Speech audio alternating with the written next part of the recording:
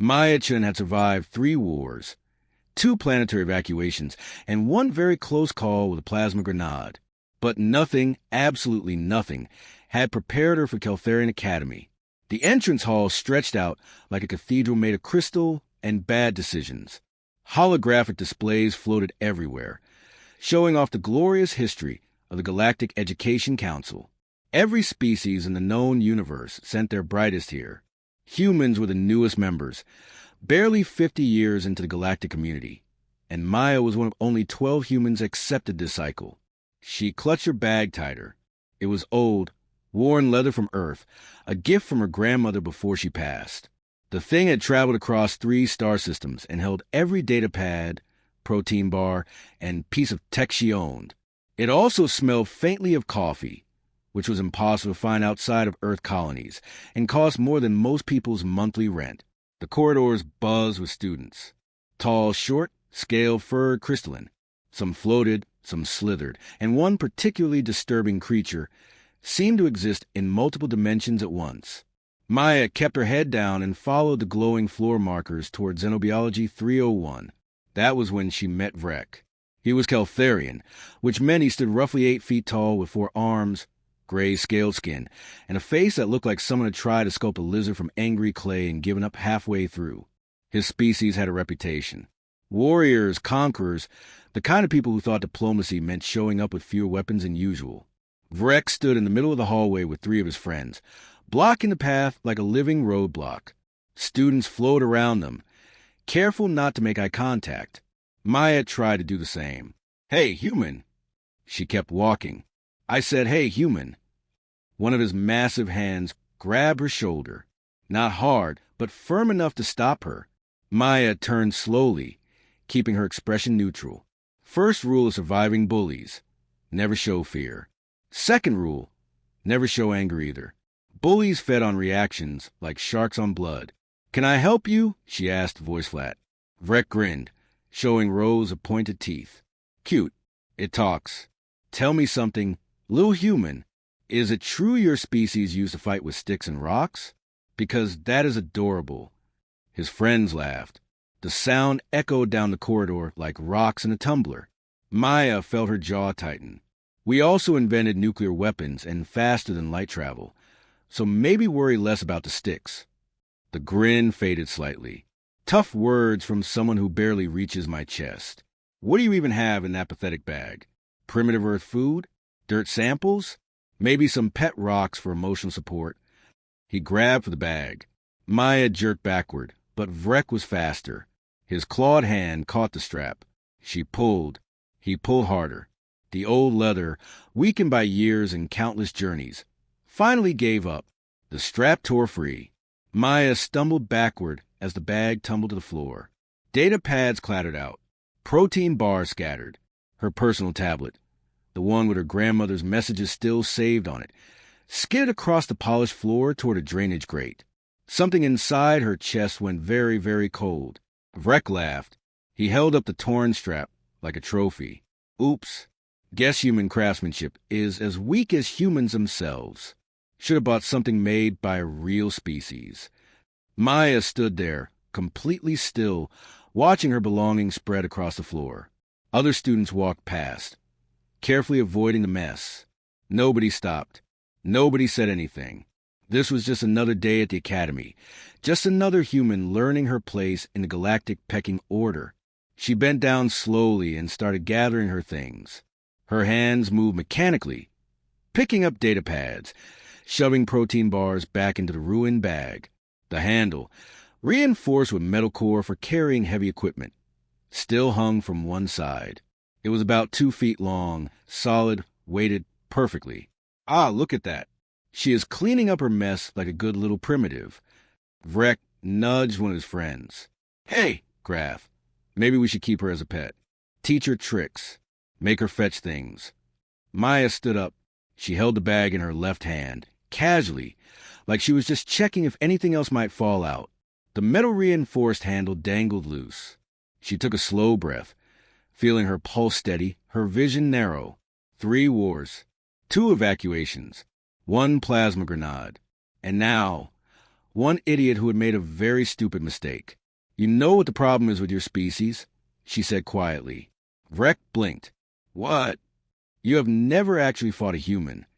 She smiled, and it was not a nice smile. "You just heard stories. Stories are not the same thing as experience." He laughed again, but this time it sounded uncertain. "What are you going to do, human? Cry? Run to a teacher?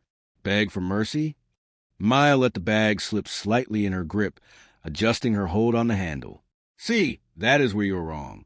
Humans do not beg. We adapt, and we remember." She moved. Combat training on Earth had been mandatory for colonists heading into unknown space. Hand-to-hand, weapons, zero-gravity fighting. Maya had scored in the top 15% of her class. She was not a soldier, but she knew how to hurt someone when she needed to.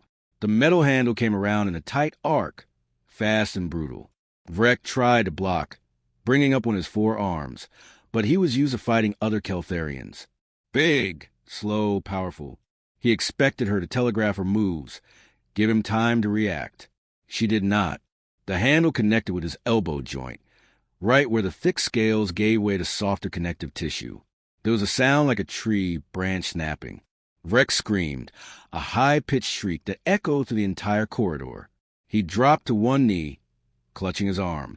The limb hung at an unnatural angle, clearly broken. His friends stared in shock. Students in the hallway stopped moving. The entire corridor went silent except for Vrek's ragged breathing and occasional whimpers. Maya stood over him, still holding the handle, her expression calm. "You want to know what I keep in my bag? Tools, supplies, memories of people I love. And apparently, your species believes breaking something that matters to someone is funny. So let me explain something about human humor. We find irony hilarious." She dropped the handle on the floor next to him. It clattered once, loud in the silence. "That bag was from my grandmother. She died protecting our colony from raiders when I was 12. It was the last thing she ever gave me. And you just thought it was funny to destroy it." Vrek looked up at her, pain and confusion mixing in his reptilian eyes. "You broke my arm over a bag?" "No," Maya said softly. "I broke your arm over respect. Something you clearly never learned." Security arrived 3 minutes later, alerted by automated monitoring systems that tracked violent incidents. They found Vrek still on the floor. His friends tried to help him up, and Maya calmly repacking her belongings into the torn bag. She did not resist when they escorted her to the disciplinary office. She did not argue or make excuses. She simply waited. The disciplinary committee consisted of 5 beings from 5 different species. They sat behind a curved desk that seemed designed to make petitioners feel small. Maya stood in the center of the room, hands behind her back, shoulders straight. The committee head, a Voth with translucent skin and too many eyes, reviewed the incident report on a floating display. "Miss Chen, you are aware that striking another student is grounds for immediate expulsion from the academy?" "I am aware," Maya said. "Then you understand the severity of your actions?" "I understand perfectly." One of the other committee members, a floating orb of crystallized thought energy named Loom, pulsed with concern. "The medical report indicates you broke Vrek's arm in 3 places. The damage will require extensive regeneration therapy. This was not defensive action. This was calculated assault." Maya nodded slowly. It was... The Voth's eyes narrowed. "You do not deny this?" "Why would I? He destroyed something precious to me." I responded appropriately. "Appropriately?" The Voth sounded almost amused. "You consider breaking a fellow student's arm appropriate?" "Yes." Silence filled the room. The committee members exchanged glances, communicating in ways Maya could not quite follow. Finally, the Voth leaned forward. "Explain yourself." Maya took a breath. Vrek is Keltharian. His species values strength and direct action. Keltharian culture teaches that weakness invites exploitation, and that social hierarchy is established through physical dominance. When he destroyed my bag, he was testing me, establishing his position above mine in the social structure. If I had reported him or shown fear, he would have continued and escalated. Others would have followed his example. Within a month, every human at this academy would have become a target. The Voth said nothing. So I responded in the only language his culture respects. Immediate, decisive physical action. I demonstrated that targeting humans carries consequences, that we are not prey. And I guarantee that every student who witnessed that incident will remember it. Humans are not weak. Humans are not victims. And anyone who tests that theory will pay a price. One of the committee members, an insectoid Crix, clicked her mandibles thoughtfully. You injured him severely to protect others of your species? No, Maya said. I injured him severely to protect myself and to send a message. The fact that it helps other humans is simply good strategy. Loom pulsed with what might have been approval. You understand that we cannot officially condone your actions? I do. And you accept that there must be consequences? I do. The Voth studied her for a long moment, then glanced at something on his display. According to your file, you scored in the 98th percentile on your entrance examinations. Your academic record is flawless.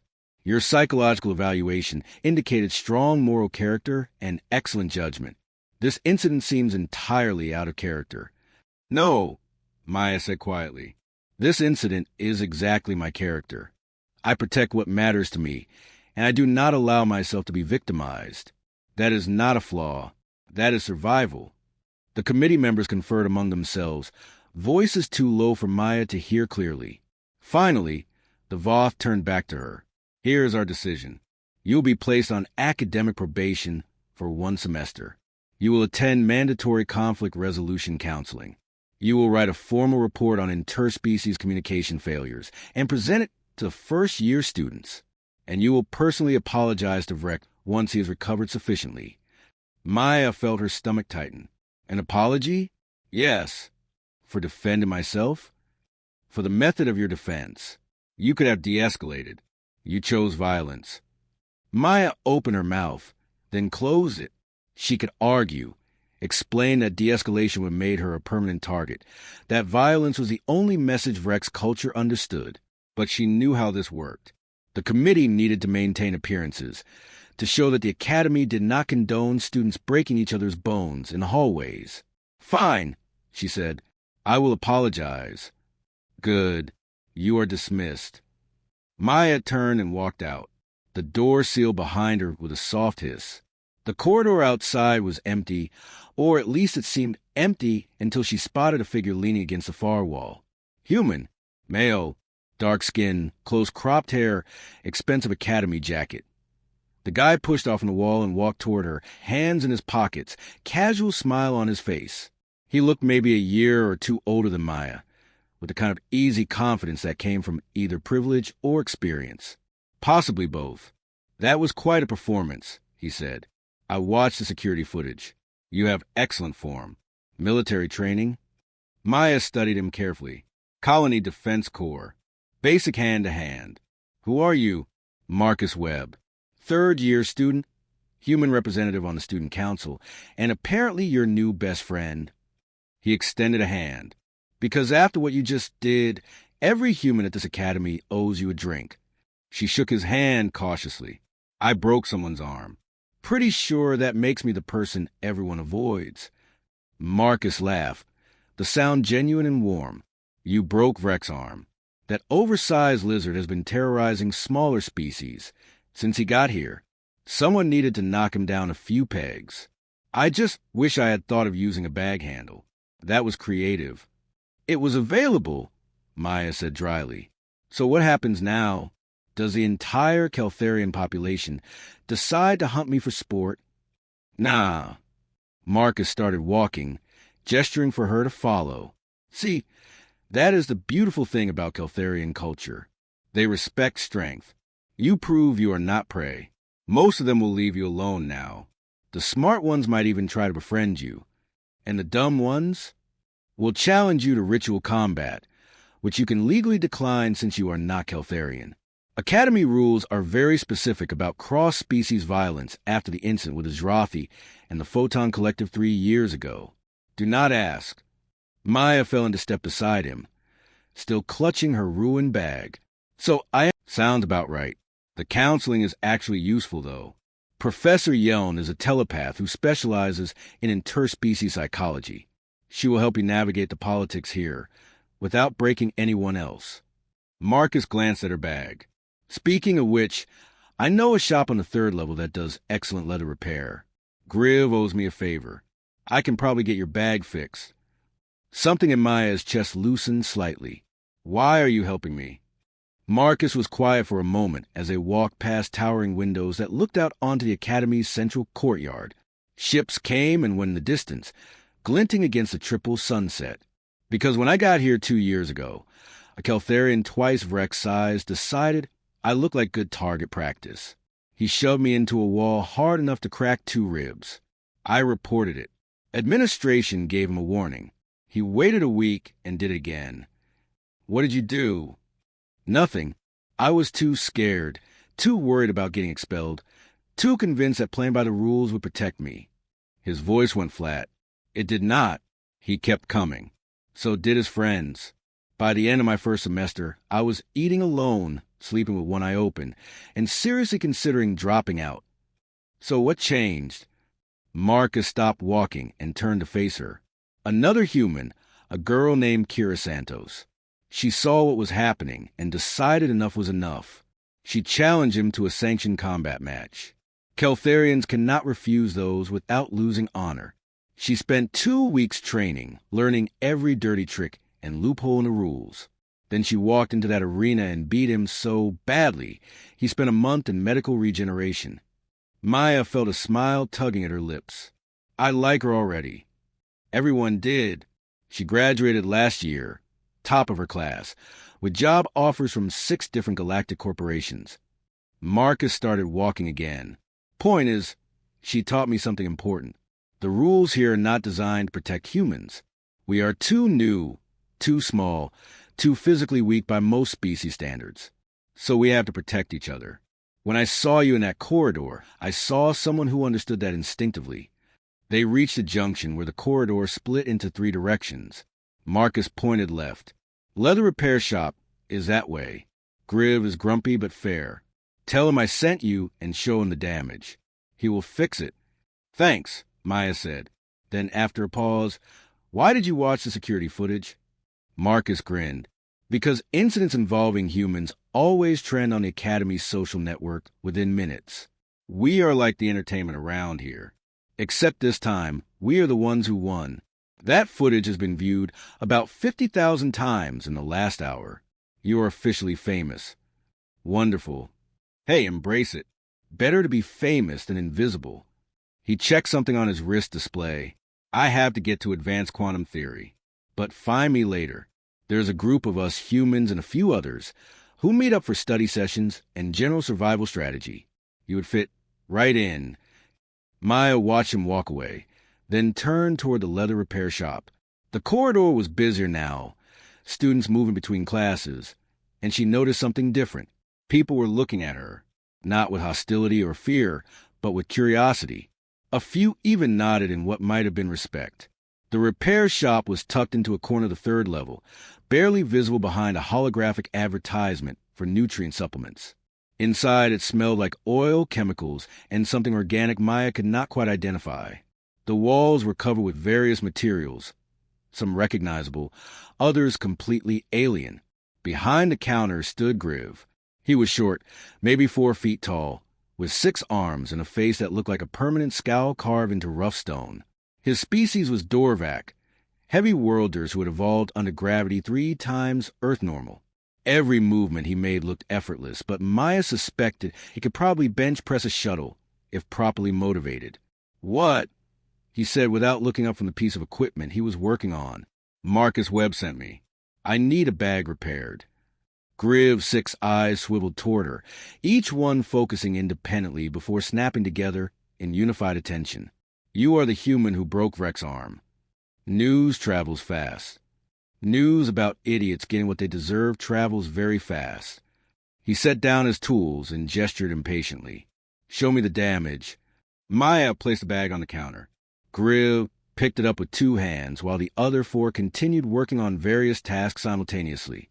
He examined the torn strap, running clawed fingers along the leather with surprising gentleness. Earth leather. Old style. Good craftsmanship, but worn. He looked up at her. Sentimental value? My grandmother's. Griv nodded slowly. I can fix this.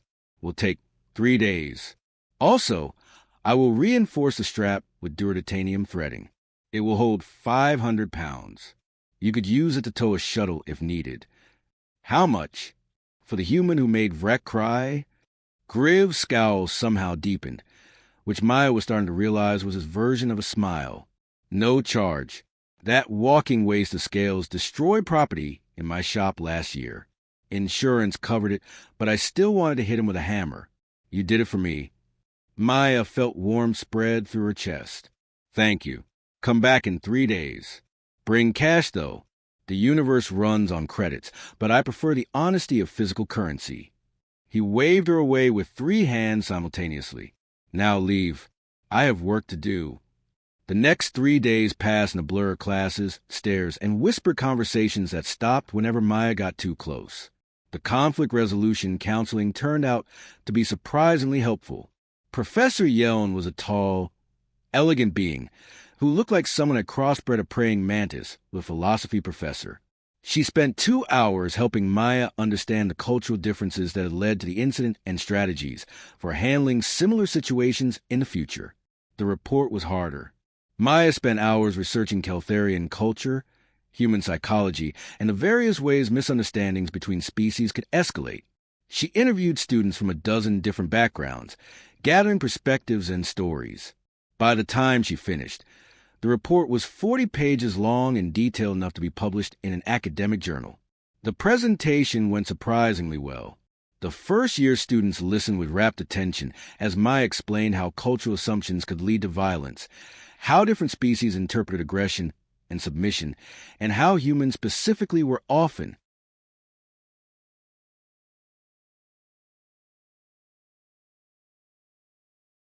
underestimated due to physical size. She did not apologize for breaking Vrek's arm. She simply explained why it had happened and what others could learn from it. Afterward, a Keltharian student approached her, younger than Vrek, maybe first year, with lighter scales and uncertain posture. That was a good presentation, he said quietly. I am Krell. I want to say that not all Keltharians are like Vrek. Some of us believe strength should be used to protect, not to bully. Maya studied him for a moment. You are going to get grief from your own people for talking to me. Probably. Krell straightened slightly. But my father taught me that honor means standing up for what is right, even when it is difficult. What Vrek did was wrong. What you did was justice. Your father sounds wise. He died defending a colony of refugees from pirates. Mixed species colony. He said that was what real warriors do. They protect the weak, not prey on them. Something in Krell's voice reminded Maya of her own loss, her own grief. Your father will be proud of you. Krell nodded once, then walked away. Maya watched him go and felt something shift in her understanding of this place. Not every species was a monolith. Not every individual fit their cultural stereotype. There was more complexity here than she had initially understood. On the 3rd day, she returned to Griv's shop. The bag was waiting for her on the counter, looking almost new. The leather had been cleaned and treated. The torn strap repaired so seamlessly she could barely see the damage. When she picked it up, it felt different. Stronger. More solid.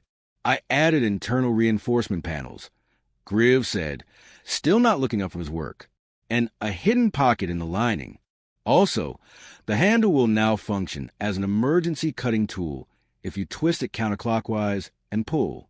I figured if you're going to hit people with it, might as well make it useful. Maya turned the bag over in her hands, examining the modifications. This is incredible. Are you sure I cannot pay you? Positive. But you can do me a favor. Griv finally looked up, all 6 eyes focusing on her. There's a Keltharian in my advanced materials class. Big, arrogant. Reminds me a lot of Vrek. He keeps taking my tools without asking. If you happen to walk past the engineering labs on 4th level around midday and happen to give him a look, I would consider us even. Maya smiled. Just a look. Just a look. You have a reputation now. Use it. The final requirement was the apology. Maya had been dreading it, crafting and discarding dozens of versions in her head. Too aggressive sounded insincere. Too submissive felt like surrender. She needed something that satisfied the committee, without undermining everything she had accomplished. Vrek was in the medical center, his arm wrapped in a regeneration cast that glowed faintly blue. He looked smaller somehow, diminished. When Maya walked in, his eyes widened briefly before his expression hardened into something between anger and fear. "Come to finish the job?" he asked, trying for bravado and missing by a mile. "No, I came to apologize." Maya pulled up a chair and sat down, keeping her posture relaxed but ready. "I am sorry I broke your arm." Vrek blinked, clearly thrown by the direct approach. "You are. I am sorry that I had to break your arm to make you understand that humans are not targets. I am sorry that your culture values physical dominance so much that violence was the only language you respected. And I am sorry that you learned this lesson the hard way." She leaned forward slightly. "But I am not sorry I defended myself. And I will do it again if I have to." Silence stretched between them. Vrek flexed his fingers, testing the regeneration progress. "You could have reported me, and you would have received a warning. Maybe a few days of community service. Then you would have come back angrier, more careful, and targeted someone else. Someone who could not fight back. This way, everyone learned something." "What did you learn?" Maya considered the question. "That this place is more complicated than I thought. That not everyone fits their species stereotype. That there are good people and terrible people in every culture. And that sometimes the only way to earn respect is to take it." Vrek was quiet for a long moment. Then, grudgingly, "You hit hard for someone your size. We have a saying on Earth. It is not the size of the dog in the fight. It is the size of the fight in the dog." "What is a dog?"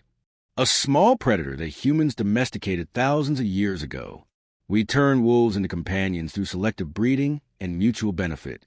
Humans are very good at adapting things to serve our needs, including ourselves." Vrek looked down at his arm. "The doctors say it will be fully healed in 2 weeks, but it will always be weaker than before. A permanent reminder." "Good," Maya said softly. "Reminders keep us from making the same mistakes twice." She stood up to leave. At the door, Vrek called out, "Chen." She turned. "Next time you want to make a point, maybe try words first?" Maya smiled, and this time it reached her eyes. "Next time, maybe do not destroy things that matter to people." She walked out of the medical center into the bright corridor beyond. Students moved past in endless streams, a dozen species, 100 voices, all navigating the complicated reality of learning to live together. Her bag hung comfortably from her shoulder, reinforced and ready. She had classes to attend, friends to meet, and a reputation to maintain. Maya Chen had survived 3 wars, 2 evacuations, and 1 plasma grenade. Now she was surviving the Galactic Academy. And if anyone else decided to test her, well, she had a very sturdy bag handle and absolutely no hesitation about using it. The universe was learning what humans had always known. Size did not matter. Strength was not just physical. And sometimes, the smallest fighter hit the hardest. She had 4 more years at this academy. For years to learn, grow, and prove that humanity belonged among the stars. Not as victims, not as curiosities, but as equals. Whatever challenges came next, she would face them the same way she had faced Vrek, with determination, intelligence, and if necessary, blunt force applied at exactly the right moment, because that was the human way. Adapt, survive, and never, ever back down.